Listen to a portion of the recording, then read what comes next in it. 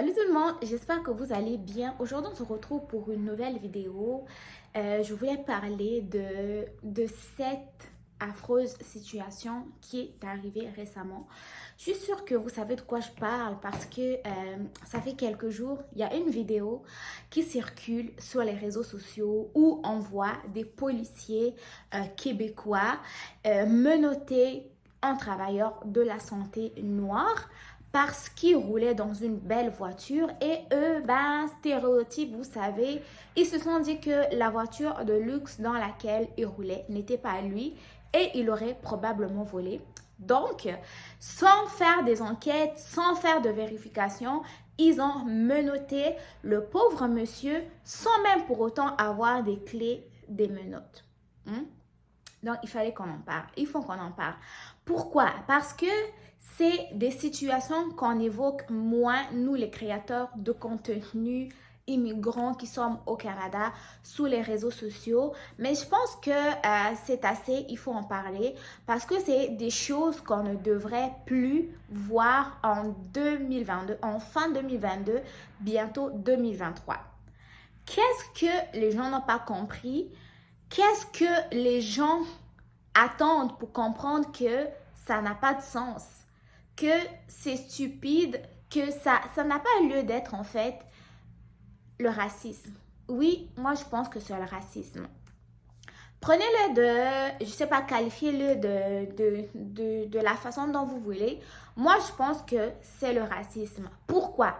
Parce que vous savez, nous, les personnes de couleur, que tu sois homme, que tu sois femme, on a toujours été associés à la violence en Occident. On a toujours été associés aux personnes paresseuses, les personnes qui bénéficient du système, les personnes qui n'ont pas de savoir-vivre, savoir-être, savoir-faire, des personnes genre qui ont des modes de vie assez malsains. C'est nous, les vendeurs de produits illicites, c'est nous qui faisons partie des gangs. En fait, c'est comme si tout ce qui était négatif, tout ce qui était sombre ici en Occident est directement associé aux personnes de couleur. Ça doit faire maintenant quelques années que la situation déplorable, regrettable est arrivée aux États-Unis où vous avez vu une personne noire, un noir qui s'appelait donc George Floyd, a été tué par asphyxie alors qu'il disait aux policiers qu'il n'arrivait pas à respirer, ils ne l'ont pas écouté, ok? Donc, le pauvre monsieur est mort gratuitement comme ça. C'est comme si la vie d'une personne noire n'avait pas d'importance. C'est comme si tout ce qu'une personne noire n'avait pas, tout ce qu'une personne noire pouvait dire en clamant son innocence, n'avait pas de crédibilité ou ne pouvait pas être vrai. Qui est-ce qui aurait manqué à ces policiers-là de pouvoir enquêter avant de pouvoir menotter le pauvre monsieur? Ici au Québec ou même au Canada, toutes les voitures ont des plaques d'immatriculation. Qui dit plaque d'immatriculation? Bien, la plaque d'immatriculation est identifiée par rapport à quelqu'un.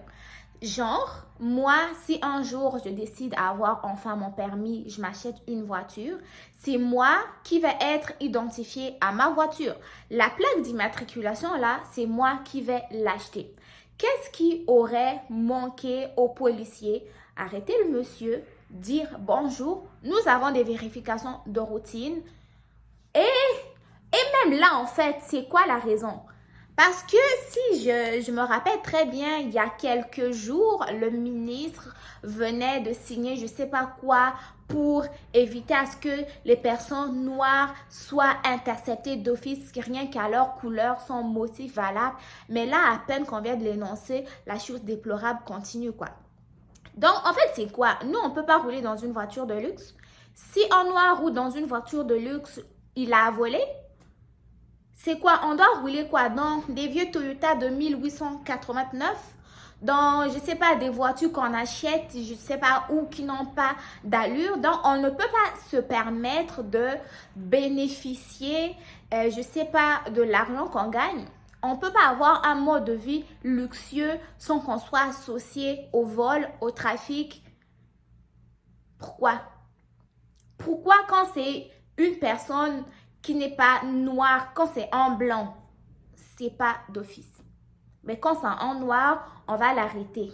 C'est quoi le motif? En fait, j'ai essayé d'écouter la raison ou essayer de trouver le motif pour lequel on avait arrêté le monsieur dans la vidéo. Je n'ai même pas entendu. Je pense même pas l'avoir compris. Tellement j'étais en colère, je pense que j'ai même pas regardé la vidéo jusqu'à la fin parce qu'il y en a marre. Il y en a marre. Il y en a marre. Il y en a marre, ok? Il faut que ça arrête. Ça s'arrête. On est en 2022 et moi je salue en plus la personne qui a filmé la vidéo parce que c'est ce genre de personnes, ce genre de choses là, il faut les dénoncer. Pourquoi est-ce qu'il faut les dénoncer? Parce que si on les dénonce pas là, ça va jamais s'arrêter. Malgré qu'on les dénonce, ça s'arrête pas parce que je pense qu'il y a des gens qui sont stupides, il y a des gens qui sont tarés, il y a des gens qui réfléchissent pas, il y a des gens qui pensent que en fait eux ils sont supérieurs aux autres, il y a des gens qui pensent que les noirs peuvent pas réussir comme les autres, alors que quand tu travailles, tu payes tes impôts, tu as le droit de pouvoir vivre ta vie comme tu le veux en respectant les droits de tout le monde, quoi. Donc, moi, si un jour, je sais pas, je deviens millionnaire, j'ai pas le droit de m'acheter une Ferrari. Si je roule dedans, ils vont dire quoi? Je suis Chisa, non? Parce que nous, on peut pas avoir ça. C'est quoi l'affaire? Est-ce que vous pensez que en continuant à traiter les gens de la sorte, et en même temps, en vous contredisant, en voulant attirer des immigrants pour pouvoir combler la pénurie de main-d'œuvre, est-ce que vous faites une bonne publicité ou vous vous tirez dans le pied en même temps? Je sais même pas, je manque de mots, je manque des mots. Pourquoi? Parce que on vient au Canada, on veut réussir notre vie ou en même temps on participe au développement du pays. On vient ici, on fait des études, on suit tous les règlements qu'on nous demande pour pouvoir intégrer telle profession, même jusque-là, des fois on rencontre d'embûches, des fois hein, on nous regarde un peu croche, on doute un peu de nos compétences jusqu'à ce qu'on démontre ce qu'on vaut. Et jusque-là, il faut faire double effort plus que les autres. Hein? Parce que des fois, est-ce que non? Puis une fois que tu arrives à acquérir un statut social, les gens maintenant, oh, ok, elle peut, oh, ok, il peut. Et même là, quand tu commences à bien gagner ta vie, c'est ce genre de choses qui arrivent. On vient au Canada pour réussir. En fait, c'est quand on vient au Canada, là, on vient faire un partenariat gagnant-gagnant. On gagne de notre côté, le pays aussi gagne parce que on comble des emplois qui manquaient de personnel. On participe au développement économique du pays, ok? On enrichit la culture. Par exemple, non, en fait, vous voyez très bien que la population canadienne en général et Québec aussi est très vieillissante. Dans quelques années, la pénurie de main-d'œuvre risque de se tripler, voire se quadrupler. Ce qui va faire que la population va rajeunir, c'est les immigrants qui arrivent, qui continuent à avoir des enfants. Ces enfants-là grandissent, ils étudient, ils travaillent. Maintenant, ces gens-là, vous les emmenez pour qu'ils puissent contrecarrer le déclin économique, la pénurie de main-d'œuvre et tout, et vous les traitez comme des animaux. Pensez-vous que ça va vraiment continuer de les attirer de venir ici?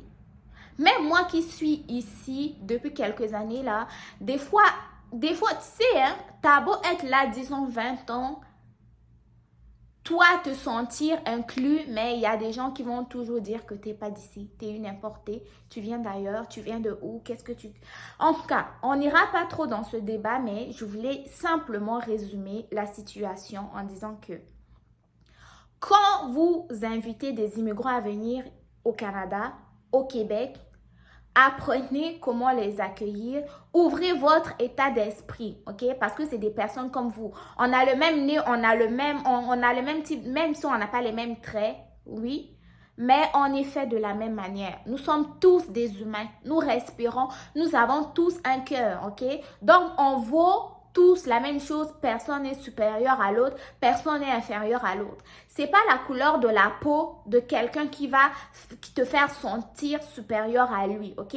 Nous avons tous de l'importance, donc essayez un peu d'ouvrir votre esprit, voir plus loin que votre nombril parce que nous avons tous les droits, nous avons tous de la valeur au Canada. Ça, c'est un message que j'envoie aux racistes. Ça, c'est un message que j'envoie aux personnes qui ont déjà des stéréotypes sur les Noirs, ok?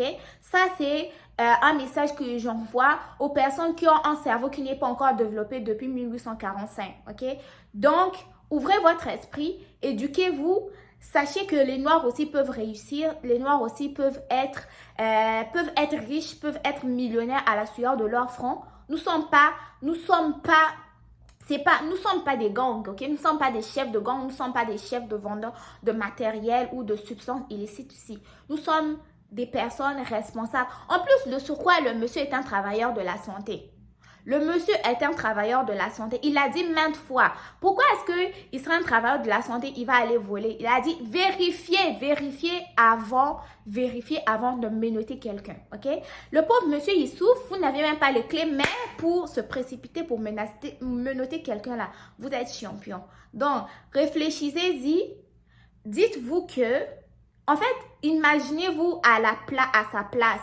Si c'était toi, comment est-ce que tu te serais senti? Parce que des fois, hein, on ne sait pas bien traiter les autres tant qu'on n'a pas essayé de se mettre à leur place. Donc, essayez de vous mettre à la place des personnes que vous traitez comme des animaux.